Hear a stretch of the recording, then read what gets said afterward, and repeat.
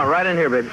This is where it's done, huh? Hey, Jimmy Hart, how you doing? Only an hour late as usual. Well, you know how things go when you're a big star. I got to take care of people like this. Lance, you know, like I said, when I do things, I do them first class, and we're fixing to record a record here, and I go with only the best. These guys are the Gentrys. They've sold over 4.5 million records in their day, and this is Jimmy Hart. We're going to put together a hit today, right? We are ready. These are the words to it, right? These are the words, and we're about ready to go if you are. Yeah, man, anytime. You want to watch a hit being made? If I have to. Stand in the corner somewhere, don't get in the way, and we'll show you how it's done.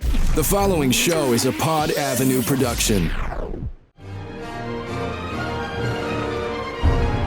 You are cordially invited to have dinner with the King. Pull up a chair and join WWE Hall of Famer Jerry the King Lawler and Glenn Moore. Enjoy. Welcome to Dinner with the King. I'm Glenn Moore, joined here by Jerry the King Lawler, WWE Hall of Famer, a man who makes his mark on social media. We'll talk about that very, very shortly. But the King, this is the first show that we're not doing at the barbecue restaurant in Memphis, Jerry. You are soaking in the rays in beautiful Florida on a vacation. Yes, I am. I'm taking a few days off. This has actually been, I say a few days, this is like an extended vacation.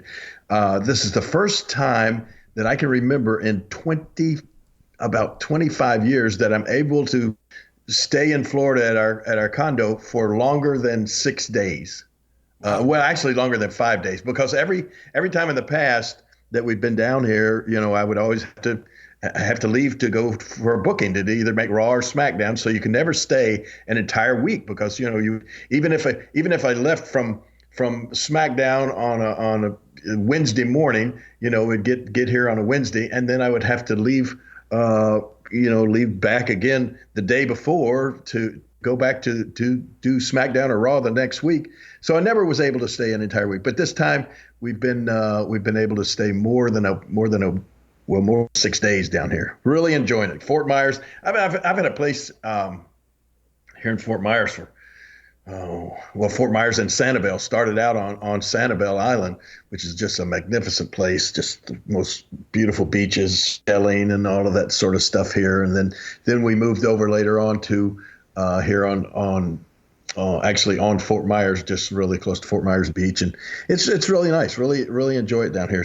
We've had great weather. Of course, this time of year in Florida, it rains every afternoon, you know, but you get up early and you go out to the beach, do whatever it is you're going to do in the day. And then you expect around 5 o'clock, clouds up, have a downpour, and then an hour later, it's all clear. Wow. Well, I'm up here. So I stayed in Cleveland for the weekend. Obviously, didn't make the trip to Memphis. So I'm in beautiful Cleveland, Ohio.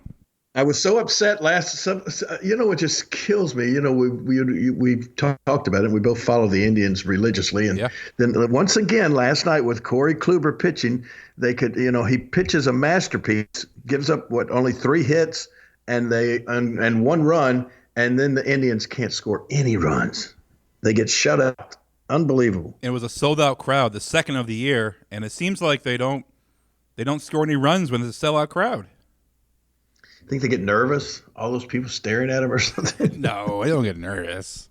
But isn't it why? I get nervous. When I go and wrestle, the bigger the crowd, the more nervous you get before the match. No, you don't. Sure you do. You don't get nervous. You've been doing it for 40 plus years. Well, I still get a little jittery, you know, a little few butterflies in the stomach. Used to, I had butterflies the size of eagles when I first started, but now it's not. When was the time you're the most nervous before a match? Man, I don't even know if I could put my finger on that and remember the most nervous. Probably, like my very first match, the very first time that I actually had a match, which was over in West Memphis, Arkansas, in this little, I don't know what you would call it. It had been abandoned, this old movie theater that they're no longer using as a movie theater anymore, called Avon Theater. And they had taken some seats out of the very front and set a ring up down there. And over the ring was a big galvanized wash tub, this big old metal wash tub with a couple of 300-watt light bulbs inside it. That was the ring light. But that was the first time I'd ever actually been in a wrestling ring. So I know I was really nervous then. But then probably the most nervous was the first time that I actually got to wrestle for Nick Goulas and Roy Welch, the Goulas and Welch promotion there in Memphis. That was very nervous. Then the first time wrestling at Madison Square Garden, that was kind of nerve-wracking as well. Your WrestleMania match. I don't know if yeah, that was I was a little nervous for that as well. I mean, that's the biggest crowd you probably wrestled in front of, right? Oh yeah, well, yeah. Without a doubt. Yeah, without a doubt. And I don't know. It was I guess it was because there was something about the fact that Michael Cole was more nervous than I was that made me made me less nervous. I mean, Michael Cole was he was really freaking out. He was so nervous. So I knew that I couldn't. I had to be the strong one in that match, so that he would just fall into pieces, But like I said, you're going to be up here in Northeast Ohio. You're going to be in Youngstown, Niles, Ohio, which is by Youngstown. So your vacation is going to be a little bit. That's coming Saturday night. Yeah, I'm only down here in a couple more days, and then I'm going to be heading to. Up around Cleveland. I'm going to be at Niles, wrestling in Niles, Ohio, which is very close to Youngstown, and that's Saturday. Jimmy Hart's going to be there as well. Mick Foley's going to be there. Cody Rhodes and Ryback, a big, huge, spectacular card there. It's going to be a lot of fun. It's actually at a baseball field at the Eastwood Field there in Niles, and so I'm looking forward to that Saturday. Then I'm going to come on up there and visit with you on Sunday and go to the Indians game this coming Sunday in Cleveland before I come back home to Memphis on Monday. There you go, making a trip from Youngstown to Cleveland. Oh yeah, should be exciting. But speaking of Cody Rhodes, we talked about it on last week's show. And at a press conference for New Japan Pro Wrestling, he met. Someone asked him, who are some guys you would like to wrestle on the indie circuit, in the near future. And he mentioned Kenny Omega and some other guys, but he also mentioned you. And we talked about, Michael Lombardi from Northeast Wrestling, books you a lot. He would be the guy to book this match, and he did. 8/25, August 25th, you and Cody Rhodes going to be squaring off in the squared circle. That is kind of amazing. I mean, that's the power of our podcast, right? I mean, this same thing all came together with of course Cody talking about it first, and then the podcast, and now the match is made. Like you said, Pittsfield, Massachusetts. Can't even pronounce Massachusetts. How do you pronounce that? Chew or Chew? Massachusetts. I'm sure someone's going to be complaining. Let's say Pittsfield, Mass. Okay, there we go. Anyway, that's going to be, like you said, August 25th. Me against Cody Rhodes and the promoter Michael Lombardi that has put this match together. It's going to be a great card that night. A lot of big stars on that card as well. And he put out a press release on this thing. I didn't realize it. I knew I'd wrestled for Michael a lot of times. A matter of fact, I first started wrestling doing some shows for Mike Lombardi back when. Oh gosh, when I had the big deal with Stacy or Kat, where she got fired and I then pulled the big power play and realized I didn't have as much power as I thought, and I got let go as well. But that was like in 2000, and that's when I first started doing some shows for Northeast Wrestling and for Michael Lombardi, and I've been doing them ever since. Apparently, I've wrestled for him 85 times. Yeah, you know what your record is? Well, I only know because I saw it on this press release. 83-2? Yeah. That's pretty good, huh? That's pretty good. Yeah. Is that including that's not including tag matches, I think, right? I probably not, no. So I probably wrestled for Michael at least 100 times. Yeah. Since 2000. And so that's cool. And so now August 25th, it's going to be me and Cody Rhodes. And like I think you brought up the fact that Cody and I have wrestled maybe once before, or was it a tag match, or what was the deal with that? Yeah, I think it was a couple times. I think it was you wrestled him and Ted DiBiase Legacy for the tag titles, and your partner was Michael Cole. I think it was his first match. I don't think we can even count that as a match, can we? And then you wrestled Cody in a mixed tag match. It was you, and I think it was AJ Lee versus Cody, and I forget the other person. I'm Googling it right now. Isn't that you know what? That's amazing when I hear you say that. I don't even remember. I wrestled. AJ Lee was my partner in a match. Yeah, I'm looking up the match right now. Okay, it was AJ and Jerry Lawler versus Cody Rhodes and Michelle McCool. That's awesome. I'm gonna have to make a mental note of that, and always have to go back and find that match somewhere. Yeah, well, it was on. Well, no, hold on. This could be something. No, okay, hold on. That's not okay. See, here we go. What happened? That was a match somebody made on a video game. I got duped. You've been duped. Oh, this is not the first time, I'm sure, but you just had the wool pulled over your eyes there, Glenn. I can't believe that. So it's only one match. How could something like that make it to Google or whatever you were Googling there or something, trying to find if I've been partners with AJ Lee and a match that somebody made on a computer comes up? Yeah, that was a video game. Someone recorded it on video and they posted to YouTube, and I didn't do my research. I just saw the title and I wrote it down. Aren't you embarrassed now? Don't you feel ashamed? I feel ashamed. They duped me. But no, so it's only one match. Okay, good. So, but you have Cody Rhodes. I do know that the one with me and Michael Cole as partners really happened. Yeah, that was for the World Tag Team titles at the time, wasn't it? Yeah, that was back. I think about 2008ish. Yeah, 8ish.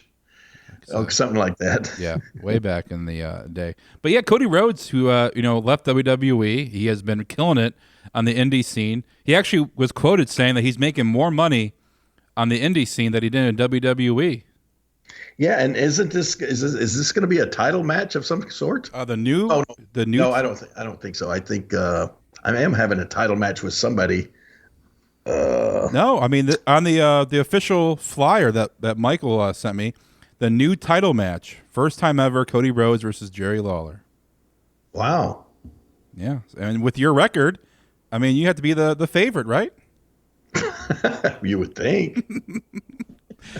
I saw a lot of reaction. People are excited for this, but some people that they don't even know you're still wrestling.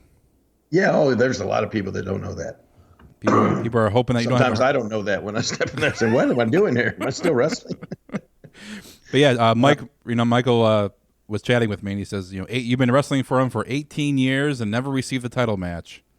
So now here we go. Now you get your title match. So that's August 25th. I'm sure we'll be talking about it.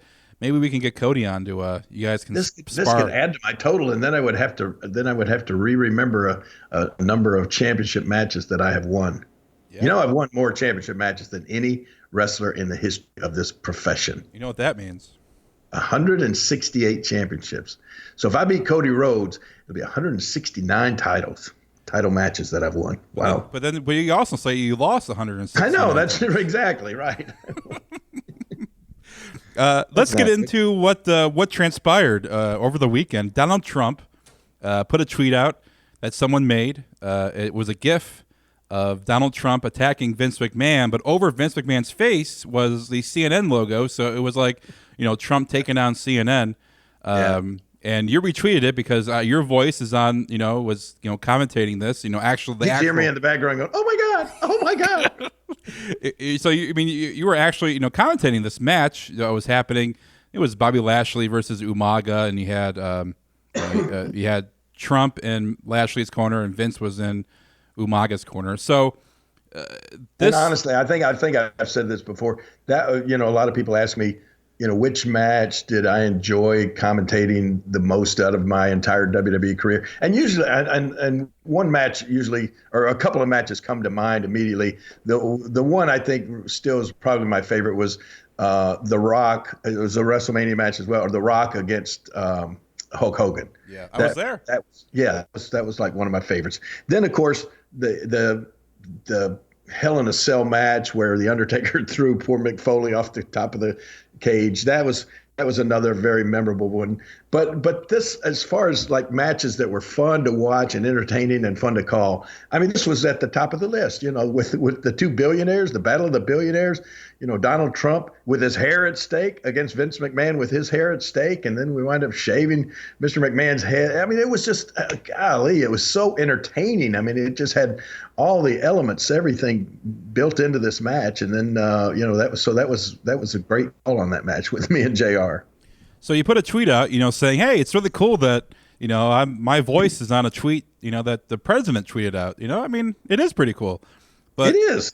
But of course, you know what? I didn't get as much flack as I thought I would. I got maybe 4 or 5, quote tweets where people would retweet what I said, and then they would have their own comment like, I wouldn't say pretty cool, I would say embarrassing, or I would say pathetic or something like that, but not as much negative reaction as I thought I was going to get. But hey, I mean, that's, to me, it was pretty cool. I'm not, no matter who the president, it's the president of the United States, and they put out a tweet and you're in it. I mean, come on. There's not many people that can say that happened to them, so I just thought that was kind of cool. Yeah, and people obviously are. And I really thought everybody just needs to lighten up. That was a funny tweet. I mean, you got to admit, no matter whether you like Donald Trump or whatever, it was the president of the United States putting out a funny tweet. Come on, lighten up. What's wrong with that? I mean, I guess the guy's got to have no sense of humor, and he did put out, this is what a modern day president does, because everybody's saying, oh, that's not presidential. Well, gosh, you can't. And times have changed. George Washington had wooden false teeth. Presidents don't do that anymore. So, it's a different day and age. This president tweets, big deal. It's no big deal. Now, I got an email, and over the weekend after you put this tweet out, and it was, I don't know why I got this email. They must not have your email. But I got an email from Fox Business News, and I read it, and I skimmed over. I was like, oh, they want me on Fox Business News for some reason to talk. And then I read, oh, they want Jerry. So I had to forward it to you. And as a matter of fact, when we finish this podcast, I'm going to head over and actually be on Fox Business News sometime today. There you go. So this podcast will be released after your appearance. So I'm sure it'll be on the website, or someone will take video of it and whatnot.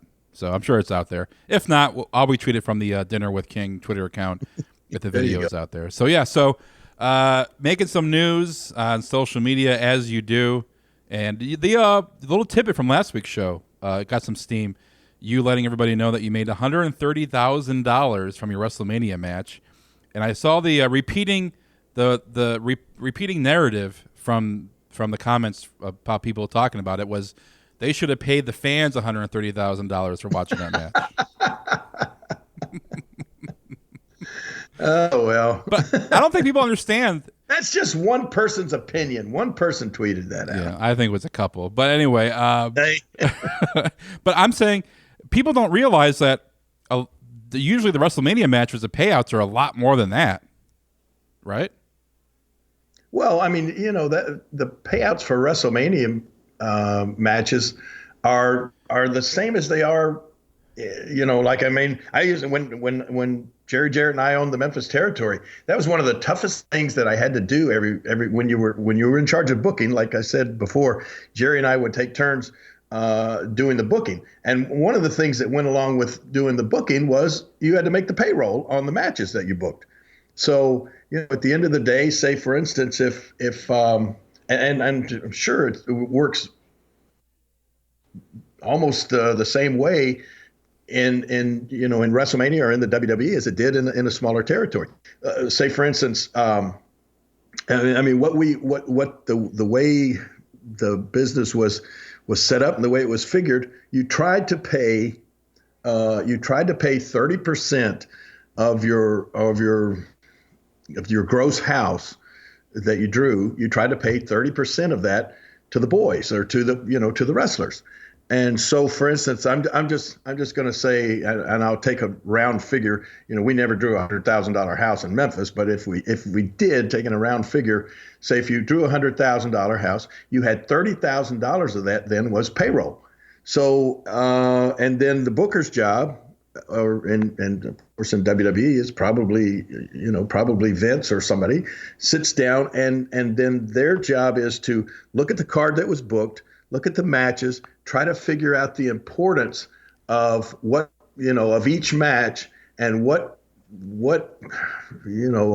much of that $100,000 gate each one of those matches put into the crowd that night, put in seats.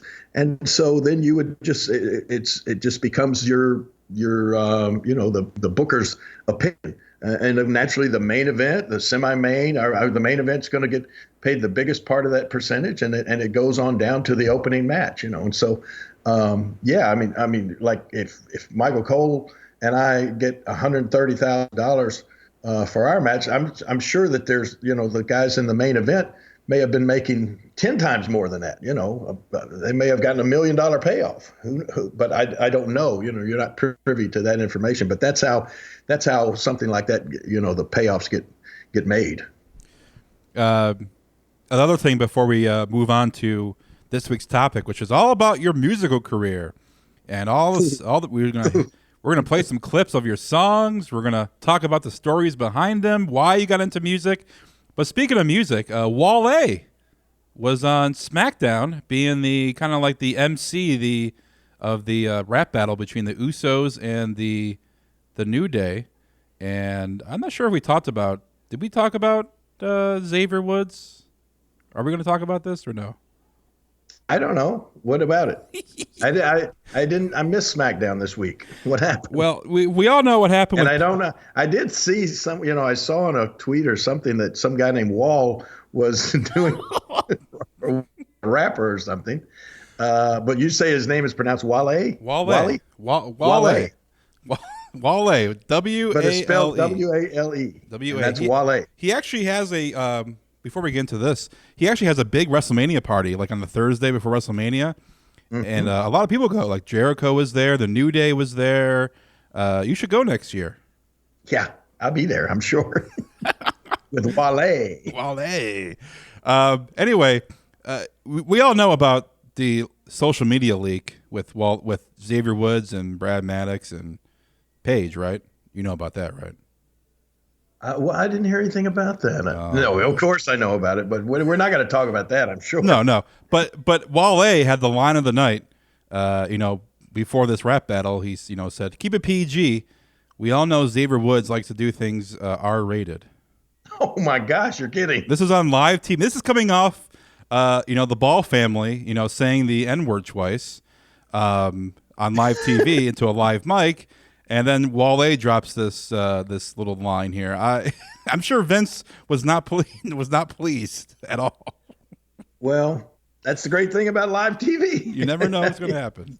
No, that's why people love it. And no, I mean, you say Vince was not pleased. I mean, I'm sure that would not have been something that they would have told him to say or been scripted or anything like that. So, but I mean, hey, once again, I remember that was one of the things that Vince used to always say. Hey, it's live TV, nothing can go wrong. And it's because of that, like everybody knows, anything can happen on live TV, and that's one of the cool things about it. So I wonder if that made it to the West Coast broadcast. I bet that got edited out somewhere. Yeah, I think on YouTube it's edited out. I think on Hulu I saw that it was edited out. And the Xavier Woods face when Wale says that is priceless. That's like the most PG thing you can say, referencing whatever was on that video. But yeah, that was the line of the night. So keep it a PG. Got to keep it PG.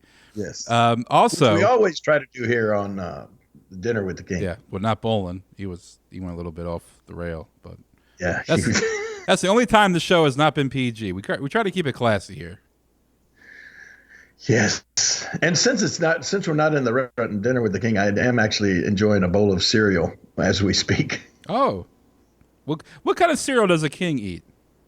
Well, right now, Cinnamon Toast Crunch. Ooh, that's a good choice. Yes, it's good. I like Good that. choice. Cinnamon Toast Crunch. This podcast has went down to the levels of talking about your cereal. Let's move on. Let's get to the meat of the show, and that is all about your musical career.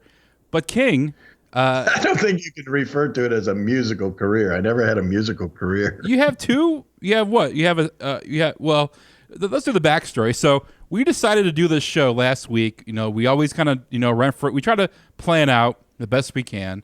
And I'm like, we should do your musical episode, all about your music career. We'll play some songs. And you were like, I'll send you a CD via mail, and you can use it. I'm like, King, first of all, I don't have a CD player anymore. I don't even have a CD. Are those things obsolete now? That's so sad. I'm like, what am I going to do with a CD? I don't even have it. I have a MacBook that doesn't have a CD drive. So you're like, I'm going to send you a CD. And I'm like, I'm going to find the MP3s for these songs. They're on the internet somewhere. Shout out to Eddie Austin on Twitter, who's a big fan of yours. He actually gave me the MP3 files for a lot of these songs we're going to talk about.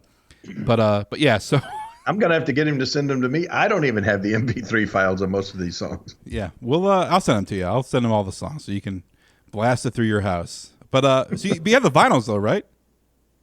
I do. Yes, I do still have the vinyls. Okay. Yes, I do. They're very hard to find, especially the first one with the red background, the big gigantic close picture of my face, which was I just called Jerry Lawler Sings. That is very, very difficult to find. I saw the highest that went for online. I saw was $60. What, $60? That's it? $60 was someone bought it for $60. I'm going on this website that has the list. The lowest was $40. The highest was $60, and it was somebody bought it on February 17th, 2017, recently. I would pay $60 for one. I do not even have a copy of that myself now. I have several unopened copies of the Nunnery Brothers, the Jerry Lawler and the Nunnery Brothers album. I have a few unopened copies of that left. I do not have one single copy of the first album, and I don't know how they all managed to get away from me, but they did. Wow. So if somebody has a vinyl that you want to give Jerry the King Lawler, yeah. Let us know. Tweet at us, and we'll hook it up. And maybe somebody can mail you your own vinyl. I would love that. Let us know. Let us know if someone's out there. I'm sure someone will listen and have an extra copy for you. But Jerry, speaking of easy listening music, what we're going to be talking about, the last couple of weeks, we talked about it last week. Easy listening. My records were never easy listening. My records were hard to listen to. I can assure you that. Tell me about it. Deaf people wouldn't even read my lips when I was singing. That's how bad my singing. I mean, I had to be the one that went over the research for these songs. I had to listen to most of these songs, and I was banging my head against the wall. No, You're traumatized now. My ears were bleeding a little bit, but well, you got to understand, and that's how we'll start this thing. The way I get started, even doing a recording at all, was my friend Jim Blake, who has actually worked for me. I met Jim in probably 1968 when I was just out of high school. I had nothing to do with wrestling at the time. I had started going to the University of Memphis, and over around the campus there was this area that a lot of the college kids hung out at, and there was a record store, a bookstore, and all of this sort of thing. And Jim Blake worked at this. Matter of fact, he owned the record store there at near the university, and I would hang out in there because they had pinball machines. And so since some of the times when I probably should have been going to class, like my foreign language class, like French or something like that, I knew I wasn't going to pass that anyway. So sometimes I would skip class and wind up in this record shop playing pinball machine. So anyway, that's where Jim Blake and I met, and he has always been in the music business. He produced records and different things, and so he and I became friends. And once I got into wrestling, as a matter of fact, Jim Blake still works for me to this day. I mean, I met this guy in 1968, and he still works. As I'm down in Florida right now, he is house sitting at my house in Memphis right now. But Jim still has worked for me for all of these years. But from his musical career, he came to me once I got into wrestling. and was like at the time the top bad guy in Memphis. He got this idea of me doing a record, basically, I guess, because he just wanted to go in the studio and produce a record and everything. And I told him, I said, Jim, I can't sing. And he said, no, you don't have to sing. He said, I've got this song. He said, I found this song. It's written by a guy named John D. Loudermilk, who really wrote a bunch of famous songs in the past. But anyway, the song is called Bad News. And he said, it fits your personality to a T. He said, a lot of different people have recorded this song, but we can go in the studio and record this song. And he said, I promise you, with your popularity, in the wrestling business right now, this song about you called Bad News, it'll sell like crazy. This is liable to be a hit record. And I said, once again, I can't, I've never done any singing or anything like that. I've never aspired to be a singer in any kind of way. And he said, you don't have to sing. It's almost like a talking record. And he said, I'll put together a bunch of musicians that'll be the best in Memphis, and which he did. I mean, this is where when we wound up going to Ardent Studios, which was like one of the top recording studios in Memphis at the time. We went into Ardent Studios. I will never forget walking in, and here's this bunch of guys. Number one was a guy named Jim Dickinson, who has since passed away, and they just released a big biography on Jim Dickinson. He was a premier musician. His sons are musicians now, and they're in a big band called the North Mississippi All Stars in Memphis. But Jim Dickinson, I mean, when different musicians would come to Memphis, he would always play on their sessions. He played with the Rolling Stones, ZZ Top. I mean, all of these different musicians that would come to Memphis to record, they would get in touch with Jim Dickinson and have him, on their sessions. And so he was the best. But Jim Dickinson was there. And this is where I first met Jimmy Hart. He had Jimmy Hart there in the studio. And that was my first actual face-to-face meeting with Jimmy Hart when we were doing this record. I mean, he had the guys like the Memphis Horns were there for this thing, which is, Duck Dunn. I mean, some of the guys that played with the Blues Brothers. And so he had all these people, these great musicians, and they were supposed to, I guess, kind of cover me up, and bail me out of this singing thing. But it turned out to be a lot of fun. We put this song together called Bad News. And matter of fact, why don't you play just a little bit of the clip or a little bit of Bad News right now, and then I'll come back and tell you how big a hit it really became. Always getting into trouble and leaving little girls that hate to see me go.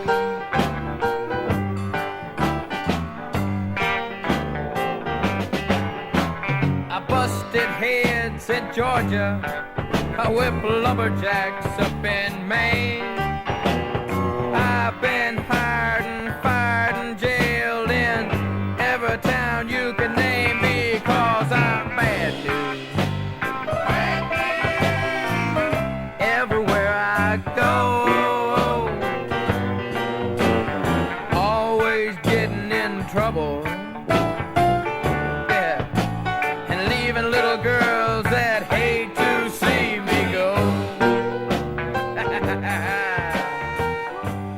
Well, there you go.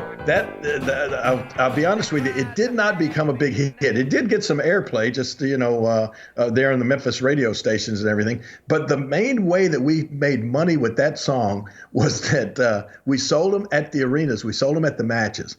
And I was like I said, the top bad guy. People really were not liking me at the time. And so what we found out they would do was people would go over to the merchandise stand or whatever, and they would see my record for sale, and they would buy my record. And I think at the time, this was like 45 RPMs would sell for like $1 back in the day. So they would buy my record. And as I came out to the ring and would get in the ring, the fans would come up to the ring and like break the record in front of me, right? And just to piss me off. So I would I finally realized, hey, we might be onto something here. So every time I would go out to the ring, I would get the microphone and I would say, listen, I've cut the greatest record that's ever been made in Memphis, Tennessee. Forget Elvis Presley, forget all of these other Memphis singers. This Bad News single is the best record that has ever been made in Memphis. And if I see one of you people out there, desecrating this music by breaking one of these, I'll come out there and slap the taste out of your mouth. And so naturally, they would just line up to buy the records and come up and break them. And so we literally wound up making thousands of dollars off of people breaking the records there in Memphis off of Bad News. It worked out great. Someone on Memphis Heat was talking about this whole, when you're doing music and whatnot, and some of the clips of you in the studio is on Memphis Heat. We talked about. I know a few people tweeted out they bought the actual DVD last week, but there was someone was saying, you should buy 2 and show that you hate Jerry Lawler, double.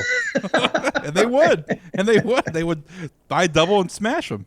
I'm telling you, we had to go into a second printing of the vinyl records there because they broke so many. It was really, that was not what we had intended to do with the record. We hoped that people would enjoy it and that sort of thing, but it worked out fine either way. But the fact that we actually made money with that record is what led us back into the studio and to try to do some more music. And then after that, I sort of got, I don't know, I got the bug, so to speak. Anybody, it's so funny. People, you see people or hear about people that are famous for one thing, but they would really like to be a rock star or a singer or whatever like that, and I mean, they may be a famous movie star, but, deep down inside, they always wanted to be a singer. And I'm not going to say that was the case with me, but I did enjoy going into the studio, and I did, especially later on, when I started working with always working with Jim Blake and producing the records, but when I started working with people like Lewis Willis, and then I actually went into Sun Studios, Sam Phillips and his sons Knox and Jerry Phillips produced some records on me. And when you start working with people like that that really know what they're doing, all of a sudden you think you can sing. I mean, and plus when you're in a good studio and they have all of these little tricks and things that they can do with your voice and double your voice and reverb and all this echo and the next thing you know, they really make you sound sort of good. And so we went back in. The next time we went into Allied Studios with as I said, Lewis Willis. And the cool thing here was I did some stuff with the Gentrys. We took the Gentrys into the studios. Jimmy Hart and the Gentrys, after meeting Jimmy, started working with him musically, and we took those guys in. We cut a bunch of tracks, and then there was another friend of mine who had gone to Nashville. This guy, let's see, his last name I think was Ross, but anyway, that's not JR, but anyway, this young guy had gone to Nashville, and he had cut an entire album in Nashville with a bunch of really good musicians. One guy we'll talk about in a little bit, Robbie Turner, who was the steel guitar player for Waylon Jennings and Willie Nelson and Johnny Cash and all of these guys when they went out and did their tours. He worked on one of these songs, and this guy had gone to Nashville, done this whole album with a lot of really cool songs and a lot of great musicians, and it didn't get picked up. It didn't go anywhere or whatever. So he came to me and he said, "Hey, I got all of these tracks that we spent a ton of money on with some really good musicians." He said, "If you want to take them and go in the studio and get Lewis to you put your voice on these tracks and see what happens." And that's where we came up with the majority of the songs that were on the first album, that I thought turned out pretty good because, and once again, like I said, it was because it was such great musicians and such good people working on the album with me. Let's see. This was before we did the things like the Ballad of Jerry Lawler, World's Greatest Wrestler with the Nunnery Brothers. We'll get into that. But have you got the one called Let's see. What would be a good one to play? Don't Make It Better. Do you have that? I do. Okay, this is kind of a slow, I don't know, love song or something like that. It's about a couple that are just about to break up or something like that. But play a little bit of that and let me know what you think. This is one where we brought the track back from Nashville and I just kind of put my voice on with these good musicians. I mean, it's got strings and horns and all this kind of stuff on it. Try a little bit of If We Don't Make It Better. And each other again. If it means starting over,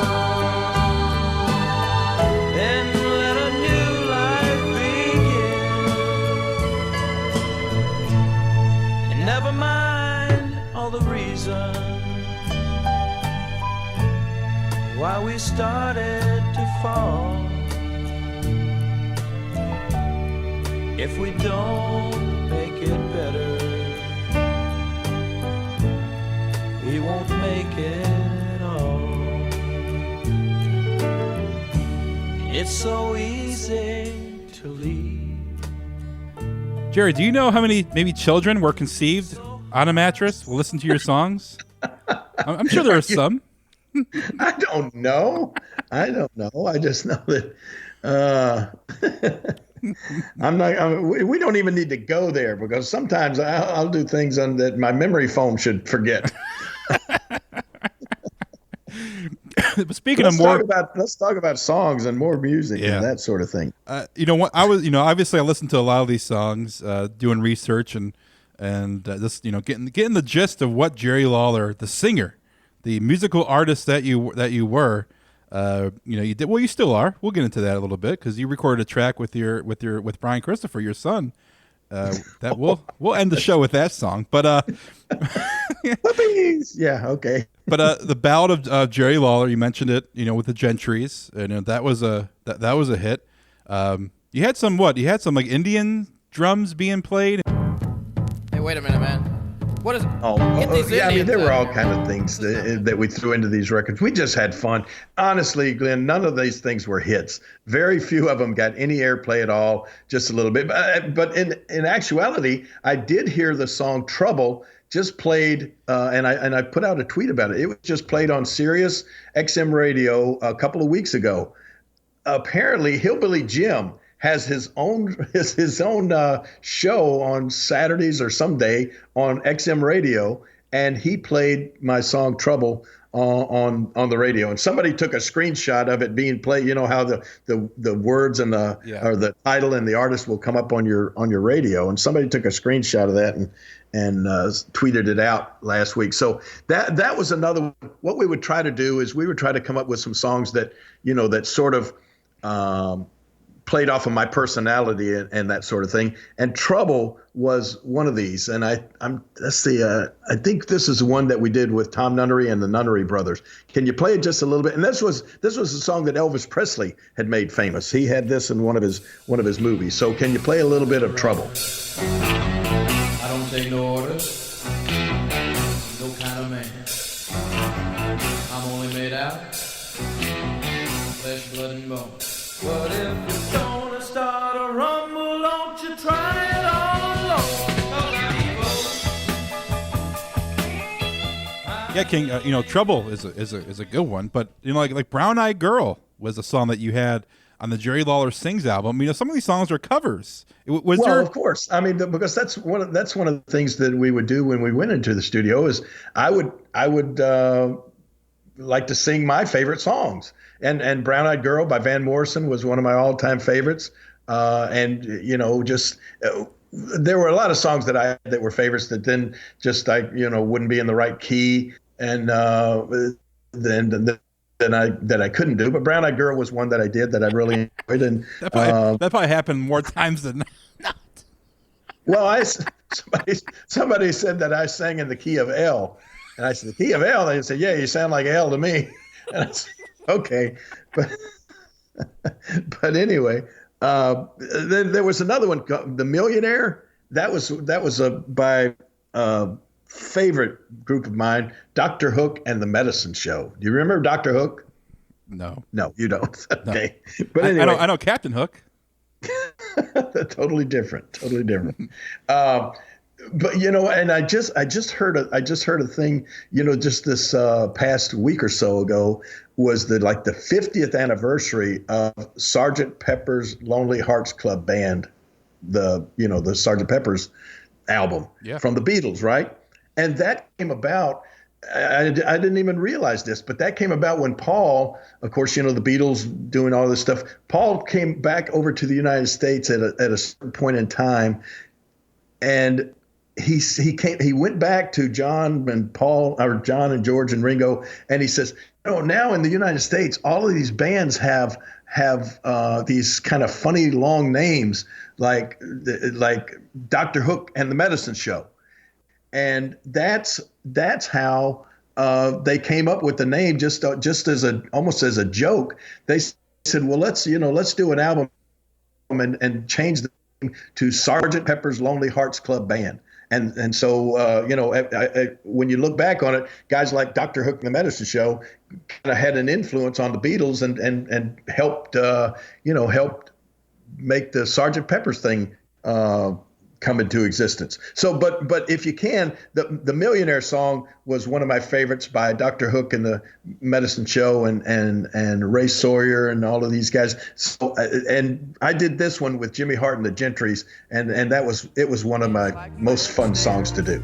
There's one thing in my favor. What's that? I'm a millionaire.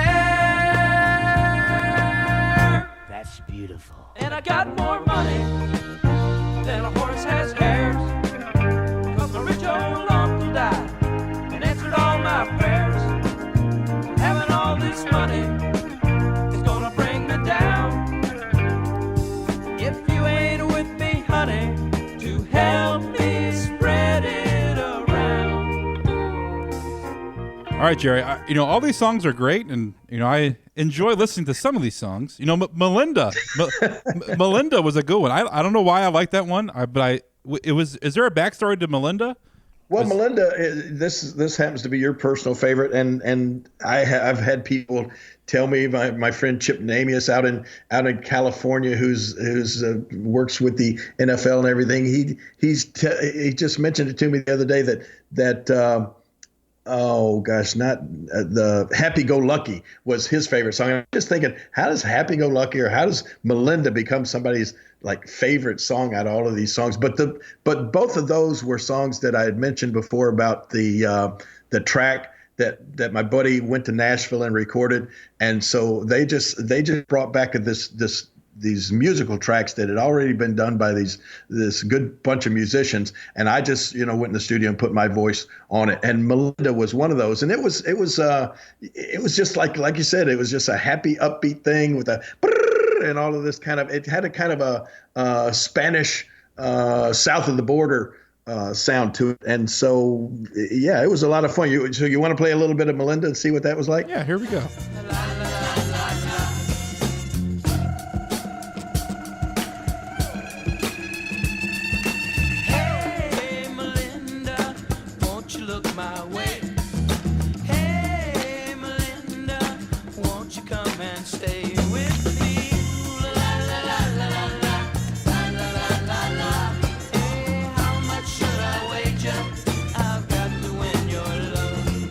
All right, Jerry, let's get into the songs where, they're not your conventional songs. They're a little bit of a...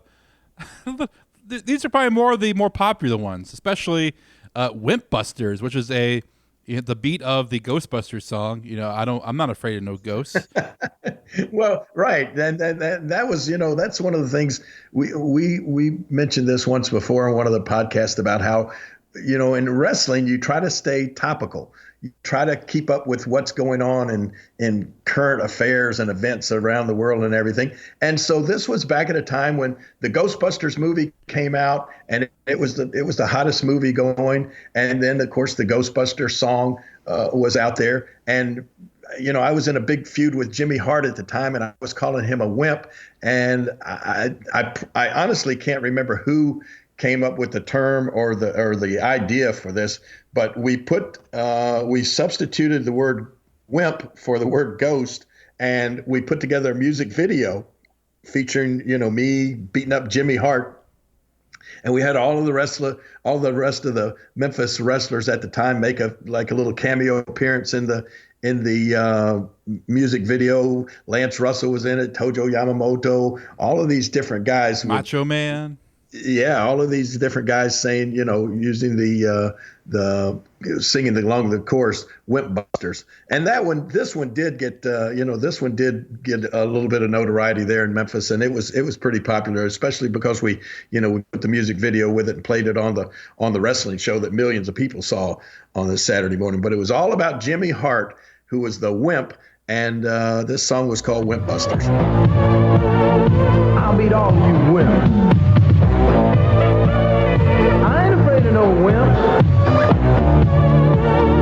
Yeah, yeah, yeah, yeah.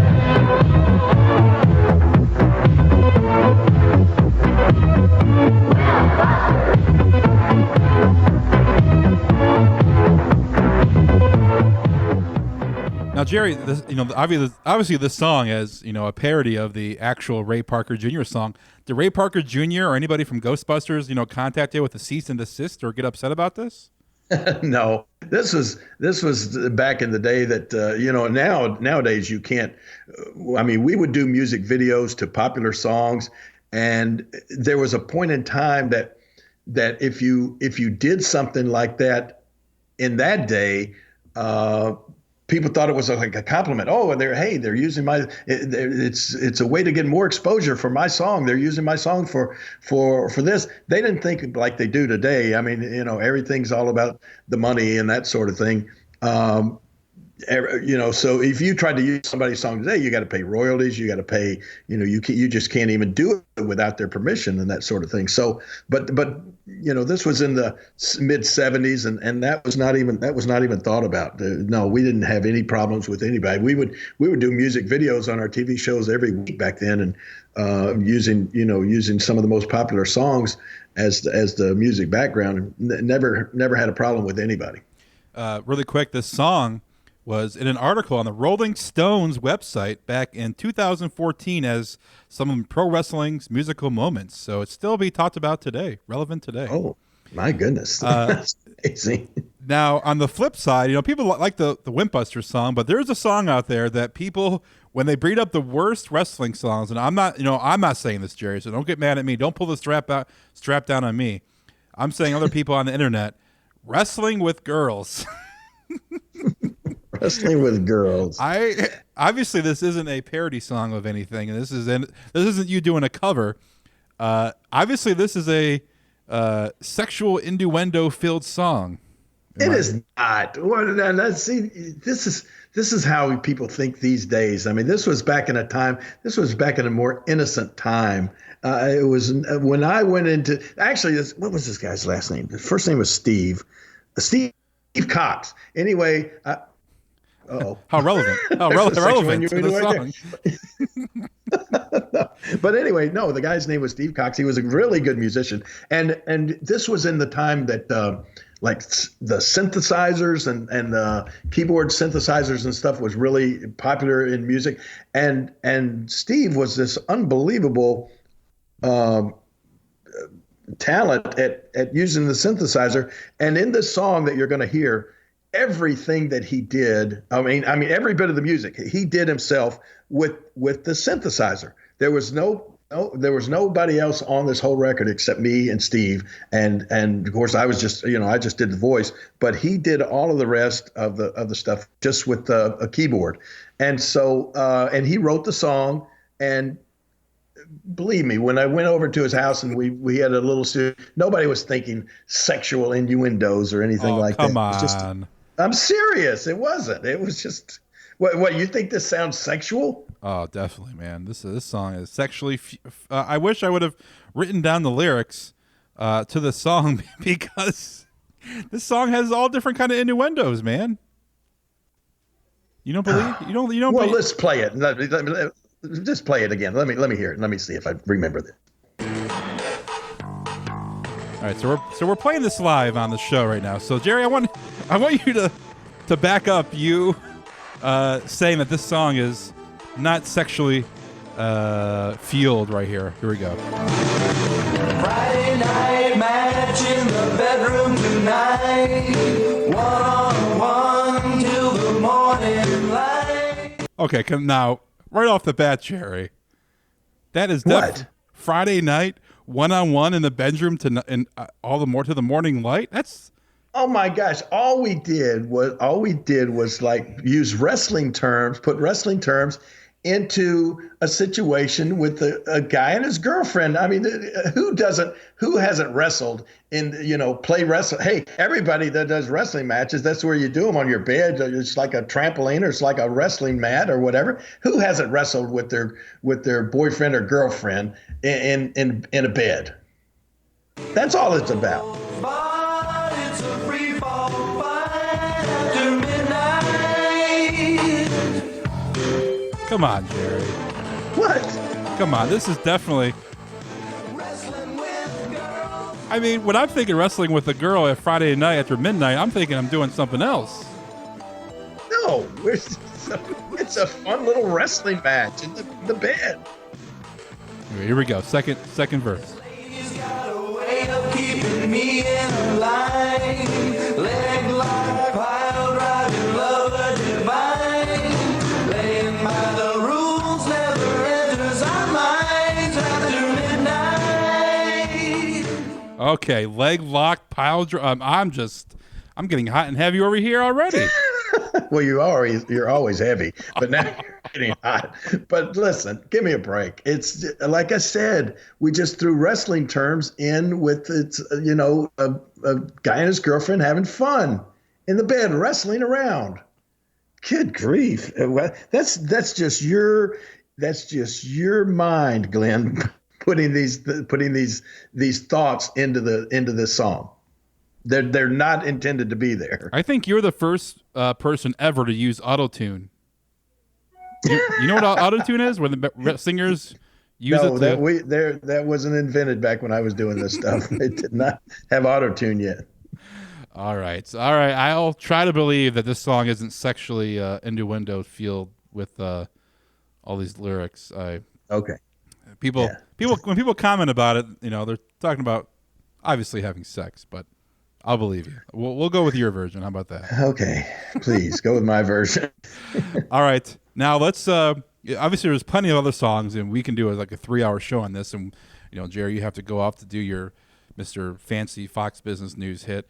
What are some other songs that we can play rapid fire really quick for all the listeners that they should have their ears perked and ready to listen? What's some songs should we play really quick? Well, one of the songs that came from one of the songs that I sort of like because, and maybe if you can go towards the stick in a little clip towards the end of this song, by Good Hearted Woman, because that had Robbie Turner doing an unbelievable job of playing steel guitar on the end of this. Throughout the entire record, but I mean, he really gets going towards the towards the end of this song, Good Hearted Woman. Robbie Turner is still in Nashville, one of the best steel guitar players, and he's anybody that records a country song in Nashville, if they're looking for the best steel guitar player, when they go into the studio, they contact Robbie Turner. And so it was an honor to be on the same song with him, this good-hearted woman.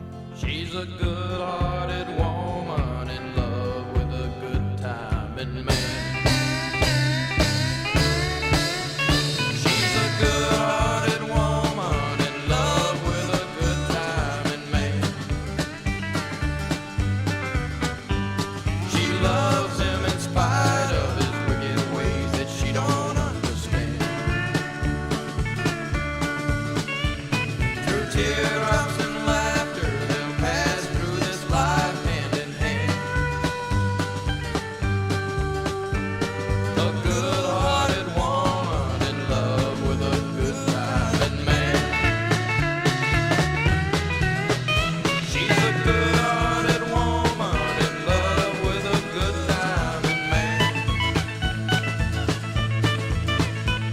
She loves him in spite of his wicked ways that she don't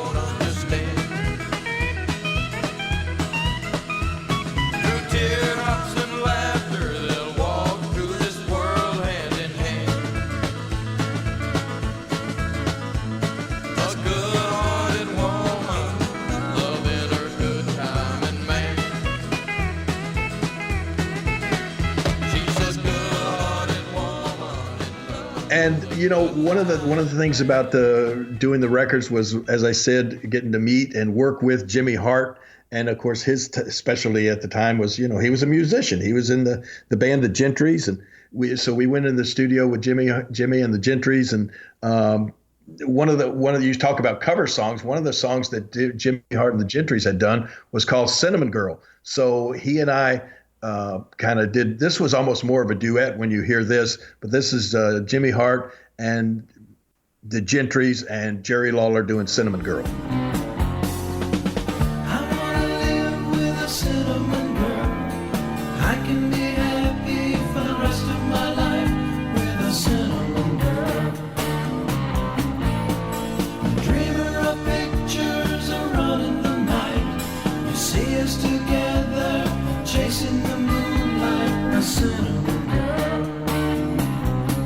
Now, you talked about what your favorite song was. One of my favorites out of all of these songs that we did was, the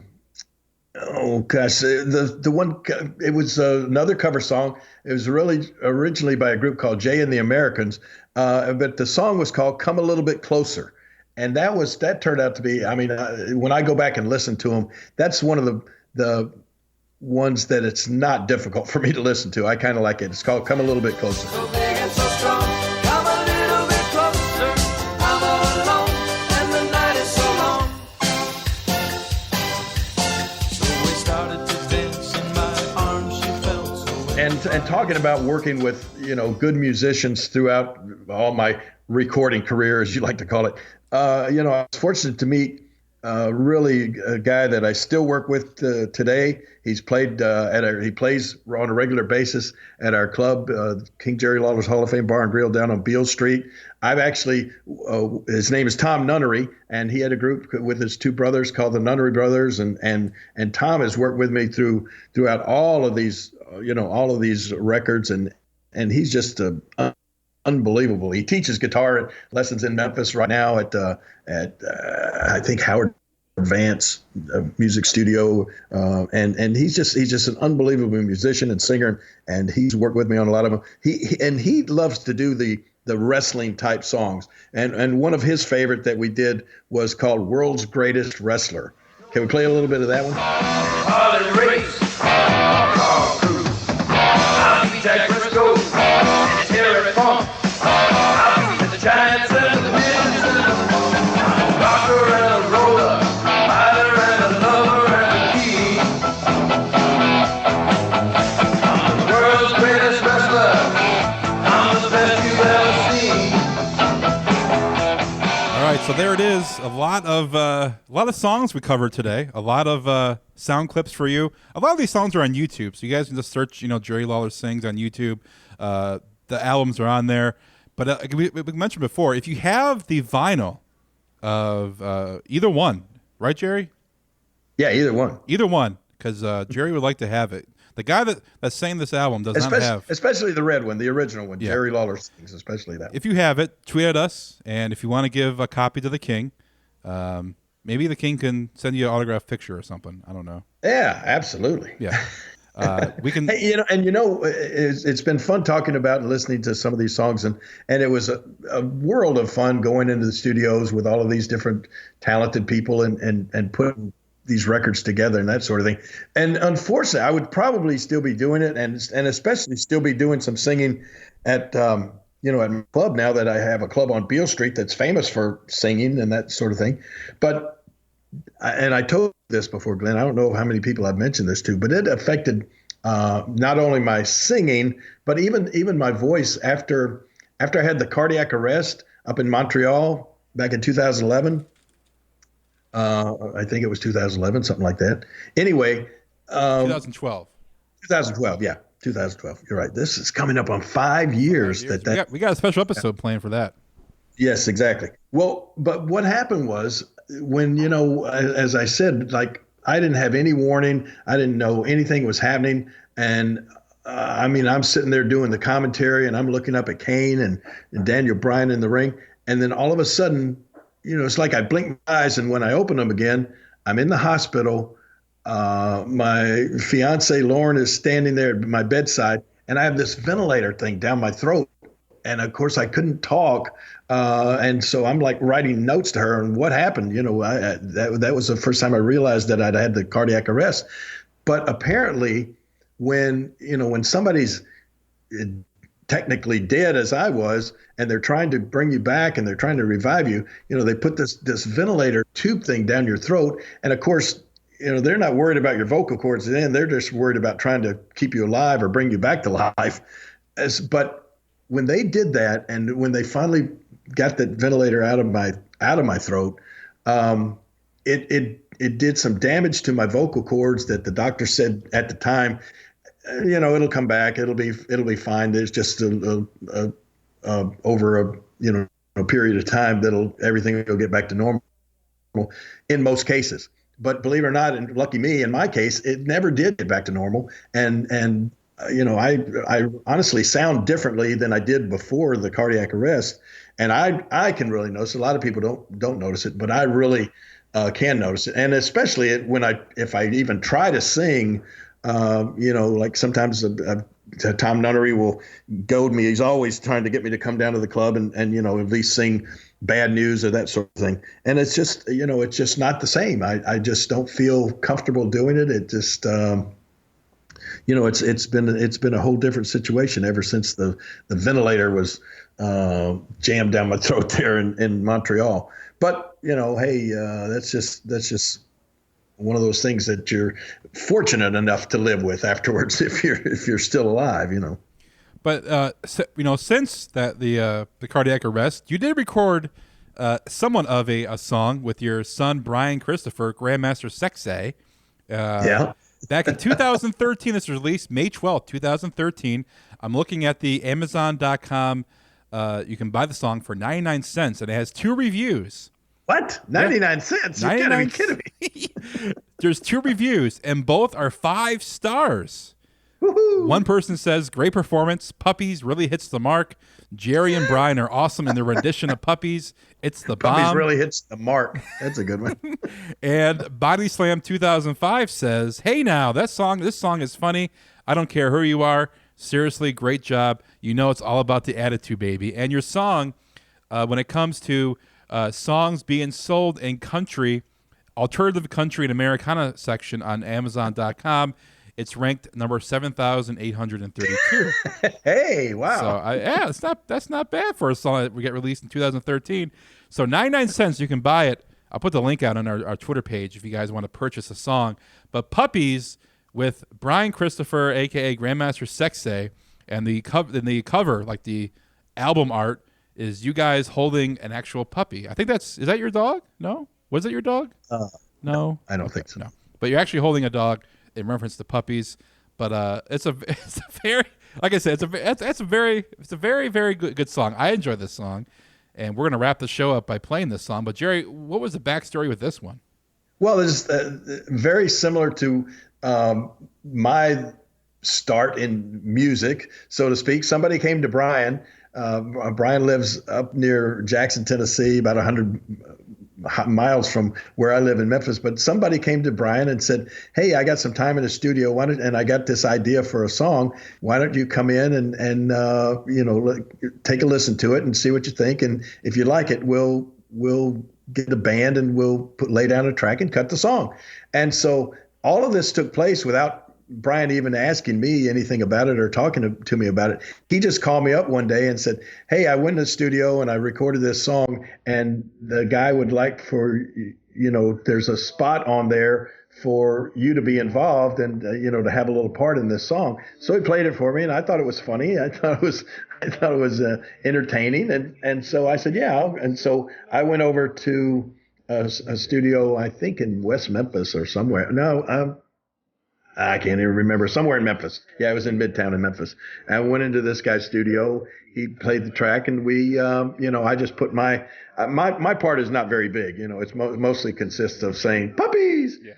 But anyway, that's how this whole thing came about, and I just put it on there. I didn't even realize that it was available on what is it, on Amazon or what? On Amazon, Brian Christopher. I think it's on his. It's just showing up as his. I think it's on his. So it's not like someone's selling it, illegally. Right. But it's on Spotify too. But you can purchase the actual MP3 for 99 cents on Amazon. Put the link. Well, I'm sure that neither one of us has got rich if it's only 99 cents. We'll play that to wrap the show up. But Jerry, like I said, you'll be up here in Northeast Ohio. I'll see you hopefully on Sunday when you go to the Tribe game. We'll catch up, and that's it for this week. We'll talk. Anything you want to say before we wrap up, Jerry? No, but if you're brave enough to live through and listen through this broadcast of all of this Jerry Lawler music, I have to tip my crown to you. It's sometimes tough to listen to. Let us know your favorite Jerry Lawler song, and on Twitter, let us know your favorite, and enjoy Puppies.